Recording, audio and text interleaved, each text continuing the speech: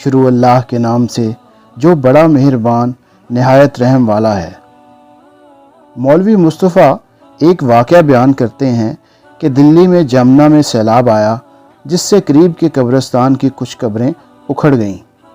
ایک قبر کھلی تو کچھ لوگوں نے دیکھا کہ مردہ پڑا ہوا ہے اور اس کی پیشانی پر ایک چھوٹا سا کیڑا ہے۔ وہ جب ڈنک مارتا ہے تو پوری لاش لرز جاتی ہے، تھرا جاتی ہے اور اس کا رنگ بدل جاتا ہے۔ تھوڑی دیر بعد جب وہ لاش اپنی اصلی کیفیت پر آ جاتی ہے تو وہ پھر ڈنک مارتا ہے، لاش کی پھر وہی کیفیت ہو جاتی ہے۔ سب دیکھ رہے ہیں اور حیران ہیں۔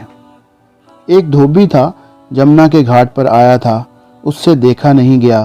اس نے ایک کنکری اس کو ماری تو وہ کیڑا اچھلا اور اس دھوبی کی پیشانی پر آ کر ڈنک مارا اور پھر وہیں جا کر بیٹھ گیا۔ وہ دھوبی چلانے لگا اور تڑپنے لگا۔ اس سے کسی نے پوچھا کہ تجھے کیا ہوا؟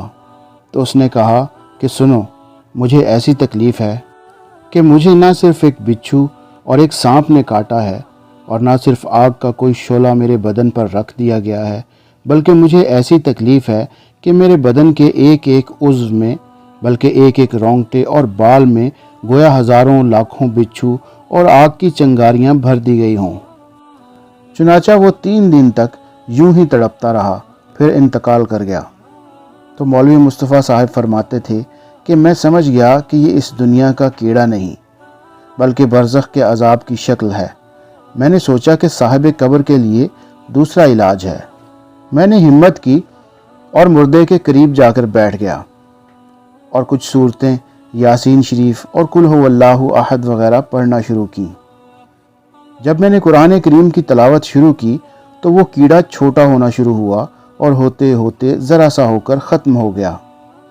جب ختم ہو گیا تو ہم لوگ بہت خوش ہوئے کہ اللہ تعالیٰ نے اس کو عذاب سے نجات دی۔ اس کا کفن برابر کر کے قبر بند کر دی گئی۔ اب اس سے گناہوں کی سزا کا اندازہ لگائیے۔ معلوم نہیں اس سے کون سا جرم ہوا ہوگا، خدا کے غضب کی کون سی شکل اس میں ہو، کچھ نہیں کہہ سکتے۔ دعا ہے کہ اللہ رب العزت ہم سب کو فکر آخرت نصیب فرمائیں اور عذاب قبر سے محفوظ رکھیں۔ آمین ثم آمین یا رب العالمین۔ دوستو، اس طرح کی مزید اچھی ویڈیوز دیکھنے کے لیے ہمارے چینل کو سبسکرائب کریں اور ہماری ویڈیوز کو اپنے دوستوں اور اپنے پیاروں کے ساتھ شیئر کرنا ہرگز نہیں بھولیے گا۔